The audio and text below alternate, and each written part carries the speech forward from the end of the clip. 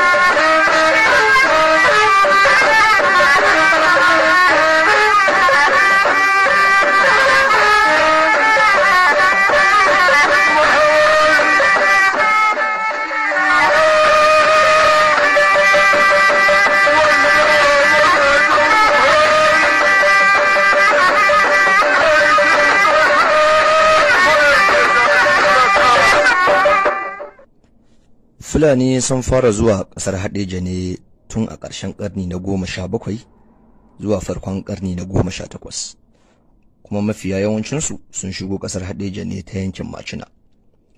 Suna tafiya ne a ƙungiyance tare da dabbobinsu na kiwo. Mafiya yawancinsu masana ne na harkokin ilimin addinin Musulunci. Kasancewar yankin Haɗeja ɗaya daga cikin manyan yankuna ne mai ni'imar ruwa da abincin dabbobi. Wannan shi ya sanya al'ummar Fulani suka yi hijira zuwa yankin domin samar wa dabbobinsu abinci. Daga cikin wannan Fulani da suka shigo ƙasar Haɗeja akwai wani ƙasaitaccen Bafulatani mai arzikin dabbobi masu yawa, kuma ana kiransa da suna Umaru, wadda aka yi masa laƙabi da ɗan Abdure. Umar ɗan Abdure ƙasaitaccen attajiri ne, masanin addinin Musulunci. Ga shi karimi mai yawan kyauta ga al'umma, kuma a fagen daga jarumi ne na gaske. Ya shigo yankin Haɗeja inda ya yi sansani a yankin da ake kira Jarmari. Bayan arzikin dabbobi da Allah ya bashi, ya kuma azurta shi da zuri'a masu yawa. Zaman Malam Umaru ɗan Abdure a Jarmari ya sanya shi ya yi sabo da jama'a da ke zaune a wannan yanki. Daga cikinsu sun haɗa da sarkin Haɗeja Abubakar, wato sarkin Haɗeja na ƙarshe a sarakunan Haɓe wanda suka yi mulki a ƙasar Haɗeja. Sarkin Haɗeja Abubakar ya naɗa Umaru ɗan Abdure a matsayin sarkin Fulanin Haɗeja. Haka wannan kyakkyawar mu'amala ta ci gaba da gudana tsakanin ɗan Abdure da al'umman yankin Haɗeja da kuma sarakunan da ke yankin, har zuwa lokacin bayyana Shehu Usman ɗan Hodiyo, lokacin da Fulani suka kaddamar da jaddada addinin Musulunci a ƙasar Hausa. A wani ƙaulin kuma an ce Umaru ɗan Abdure shine Bafulatani na farko da ya shigo ƙasar Haɗejiya daga gabas. An ce ya yi mafarki ne inda aka yi masa bushara da ya yi ƙaura zuwa yamma har zuwa bakin ƙorama. Da gari ya waye sai ya sanar da ɗan uwansa Muhammadu Sambo labarin mafarkinsa. Wannan ne yasa ya yi ƙaura da iyalansa da jama'arsa da dabbobinsa har zuwa Rinde a nan yankin Haɗeja. Amma ɗan uwansa Muhammadu Sambo bai biyo shi ba sai daga baya, bayan wasu 'yan shekaru kaɗan, sai Muhammadu Sambo shi ma ya ɗauko tasa tawagar da iyalansa da dabbobinsa suka biyo bayan ɗan uwansa Malam Umaru inda suka sauka a nan diginsa. Malam Umaru da Malam Sambo 'yan uwan juna ne, 'ya'yan har da Abdura ne daga yankin Macina, amma ba tare suka shigo Haɗeja ba. Umaru ne ya fara zuwa, sannan Sambo ya biyo shi daga baya, kamar yadda muka samu bayani daga bakin marigayi wazirin Haɗeja Alhaji Hashim Amar, Allah ya masa rahama. Wasu kuma suka ce har da Abdul mahaifinsu Umar da Sambo ƙasaitaccen attajiri ne, masanin addinin Musulunci da yawan zuri'a. Shine yayyo ƙaura daga yankin Macina ƙasar Borno har zuwa Jarmari a nan yankin Hadejiya tare da dabbobinsa da iyalansa. Kasancewarsa mutum ne karimi da son jama'a ya sanya ya samu karbuwa ta gaske a hannun jama'a da ke kewaye da birnin Hadeja. Bayan wani ɗan lokaci sai Allah ya masa rasuwa. Bayan rasuwarsa babban ɗansa Malam Umaru ya tashi ya matsa kaɗan zuwa Rinde, inda ya yi ƙaura da dabbobinsa da iyalansa. Shi kuma Sambo shi ma sai ya yi ƙaura zuwa Diginsa, inda ya zauna da iyalansa, suka bar sauran 'yan uwansu a nan yankin Jarmari.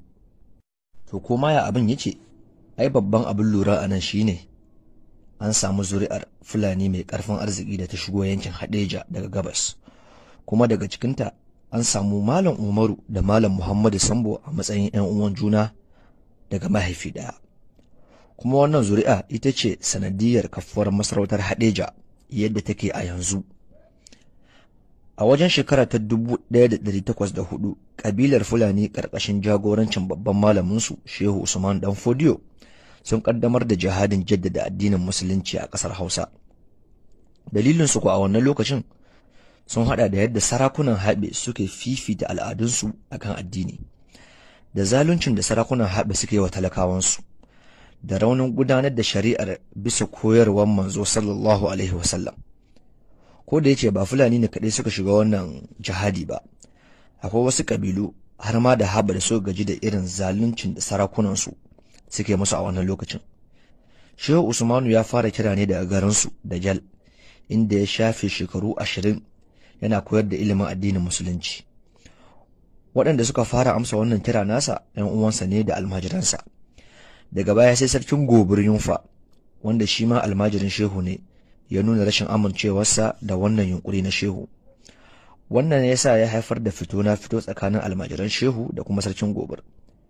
Sarkin Gobir Yunfa, wanda yake kallon wannan abin ai wani yunkuri ne na kwace masa sarautarsa. Lokacin da al'amarin Dan Fodiyo ya fara bunƙasa, kuma sai gaba ta ƙaru tsakaninsa da sarakunan masarautar Gobir. Sai ya yi hijira zuwa Gudu, inda anan ne ya kafa cibiyar jihadinsa. Daga nan ya fara ƙaddamar da yaƙe-yaƙensa akan sarakunan Haɓe. Wannan jihadi ya samu tagomashi, inda kafin wasu 'yan shekaru Shehu ya tara rundunonin mayaƙa da bayi masu yawa. Daga nan sai Shehu ya sake yin hijira zuwa Sokoto, garin da ɗansa Muhammadu Bello ya kafa.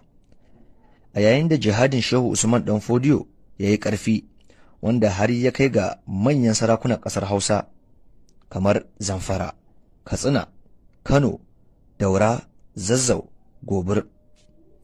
Sai Fulani masana addinin Musulunci suka rinka gawo caffa daga garuruwansu daban-daban domin yin bai'a ga Shehu, tare da karɓar izinin ƙaddamar da jaddada addinin Musulunci a yankunansu.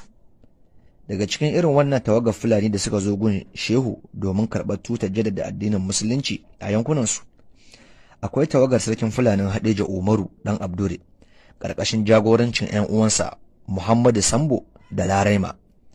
Shi Umaru bai je Sokoto ba saboda wasu 'yan dalilai, amma a tawagarsa ta ƙunshi al'umma daban-daban.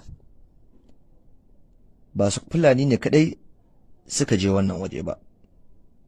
Akwai jagororin Hausawa irin su Jamagara, Furya da sauransu. Sannan akwai wani bawan Umaru a cikin tawagar wadda ake kira da Zatanku.